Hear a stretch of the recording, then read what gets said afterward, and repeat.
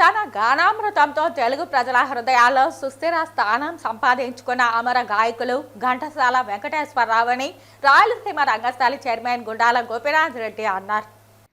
ఘంటసాలపై అమితమైన అభిమానం కలిగిన అభిమానులు, కళాకారులు ప్రతి నెల 1వ తేదీన తిరుపతిలోని ఘంటసాల విగ్రహానికి నివాళులు అర్పిస్తుంటారు. అందులో భాగంగా శనివారం ఉదయం ఘంటసాల అభిమానులు రాయలసీమ రంగస్థలి చైర్మన్ గుండాల గోపీనాథ్ రెడ్డి ఆధ్వర్యంలో పాలాభిషేకం నిర్వహించి పూలమాలలు వేసి ఘనంగా నివాళులు అర్పించారు. అనంతరం కళాకారుని ఉషారాణికి ఘంటసాల పురస్కారాన్ని అందించి ఘనంగా సత్కరించారు. ఈ సందర్భంగా వారు మాట్లాడుతూ ఘంటసాల తన మధురమైన గానంతో అనేక పాటలను పాడి తెలుగు ప్రజల హృదయాల్లో సుస్థిర స్థానం సంపాదించుకున్నారని కొనియాడారు.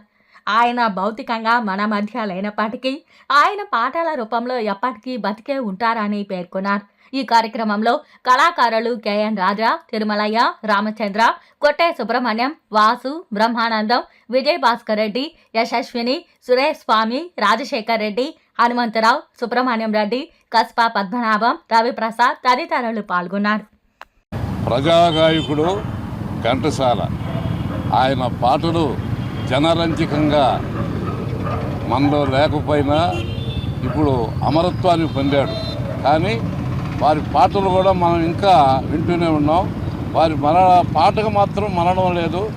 ఇక్కడ వీయమహల్ కోటల్లో ఉండేటటువంటి ఘంటసాల విగ్రహానికి ప్రతి నెల 1వ తారీఖు రాయలసీమ రంగస్థలి కళాకారులంతా కలిసి గుండాల గోపీనాథ్ రెడ్డి నిర్వహణలో ఆయనకి ప్రతి నెల 1వ తారీఖు పాలాభిషేకం నిర్వహిస్తూ ఒక కళాకారుని సత్కరిస్తూ ఉన్నాం.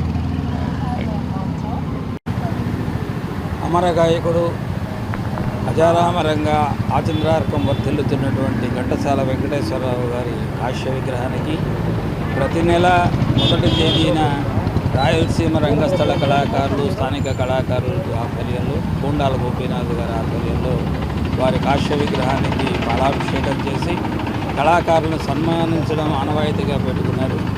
కళాకారులందరూ కూడా పుష్పాంజలి ఘటించవలసినటువంటి ఈ ఘంటసాలని ఆచంద్రార్కం గుర్తుపెట్టుకోవాలని, వెంకటేశ్వర స్వామికి తిరుపతికి అవినాభావ సంబంధం కలనటువంటి వెంకటేశ్వరరావు గారిని మనం స్మరించుకోవడం.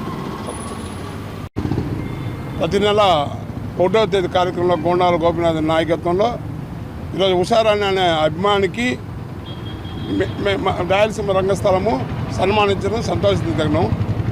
మధురగాయకుడైన ఘంటసాల ఆయన పాటలు, భగవద్గీత కానీ, యుగల గీతం కానీ, భక్తి పాటలు కానీ జనరంజకమై ఆయన ఇక్కడంతా మన మనుషులంతా కూడా పాటల్లో ఆ రుచి చూపించాడు. ఆ గానగంధర్వుడు దేవతలకి ఈరోజు వినిపిస్తున్నాడు. ఆయన మరణం అనేది ఆయనకి మరణమే లేదు. మన గుండెల్లో, మన జీవితాలంతా కూడా ఆయన ఒక భాగమే ఉంటారు. ఇలాంటి పెద్దలు, గోపీనాథ్ లాంటి వాళ్ళంతా కూడా ఆధ్వర్యంలో ఇలాంటి కార్యక్రమం చేయడం చాలా సంతోషం.